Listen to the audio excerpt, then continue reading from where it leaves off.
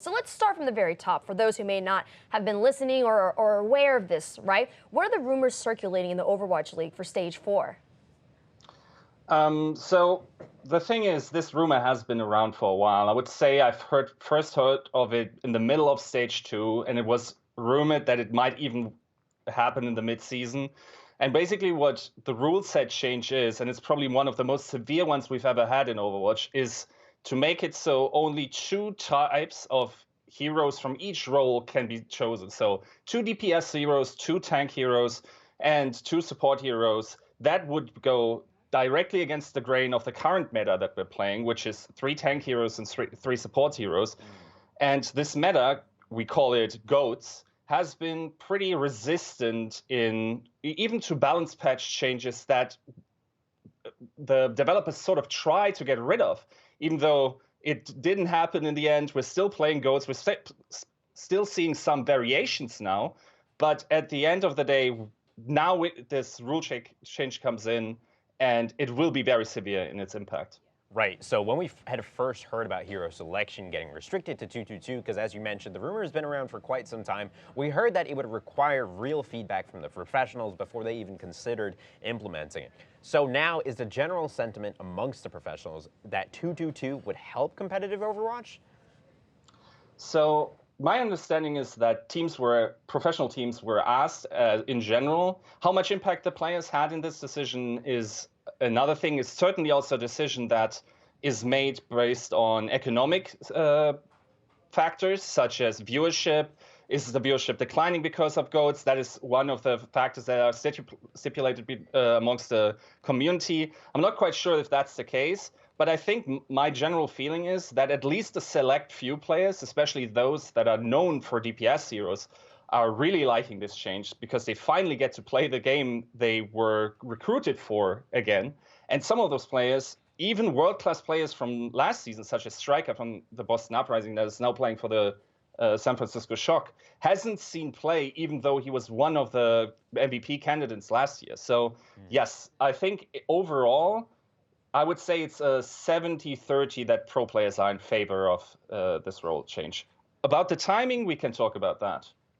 Yeah, and when you were saying that they're in favor of this, a 222 lock would seemingly get rid of the GOATs composition, which is made up of 3 tanks and 3 supports. However, does this necessarily mean that there will be more diversity in hero picks?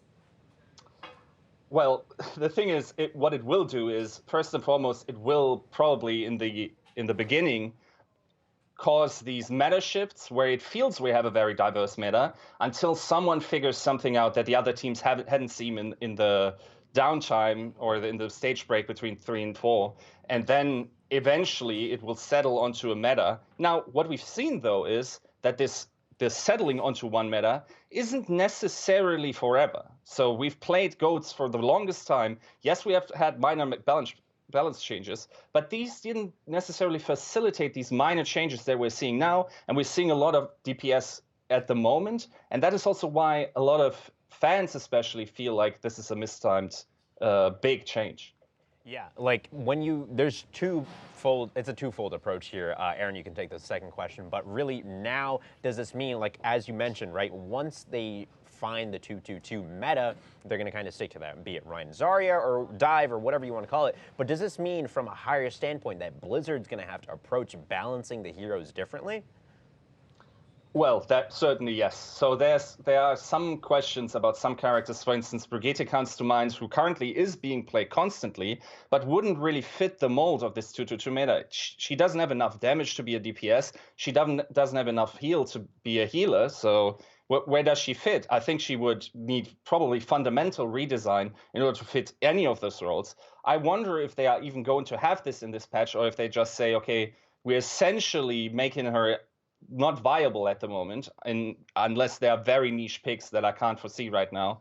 And we're just going to try this role lock, even though these heroes aren't necessarily adapted. Or indeed, maybe it is the case that this role lock did take so long because developers had to come up with these severe changes. Also, Rodog is another one, a tank that essentially plays more like a DPS. So we will see. If I had to wager, I guess I think there will be significant changes to at least some of these hybrid heroes. Yeah, another thing we've been seeing more and more DPS heroes pop into the fray at Stage 3 develop. Is this like in part due to the fact that the teams were looped into the changes for Stage 4? And also, is the month or so for them to like, is it more so for them to adapt going to be enough? Like, is it going to be enough for them to adapt to this new format? So this is actually a highly debated topic within the teams, because from my understanding, the definitive go for this decision was given in the second week of June. And that's not a lot of time. That's about 6 weeks to make changes. It isn't just that the players that are already on these teams need to make serious changes to their play. They need to learn new heroes. They need to learn new styles. But it is also that these teams need to sort of adapt. Maybe you don't have a DPS player in your roster that you can have confidence in playing certain picks. So now you need to recruit someone else. The next problem is on the 7th of July, it's not an official date, but that's the unofficial date, the roster lock changes. So teams don't even have enough time really to really scout for these DPS players in order to help their rosters maybe fill some of those niches that they're currently having. It's going to be really interesting, and it's a change bound to shake up the scene for sure. Sascha, Yiska, thank you so much for joining us as always, and it's been a pleasure. Thank you for having me. Of course.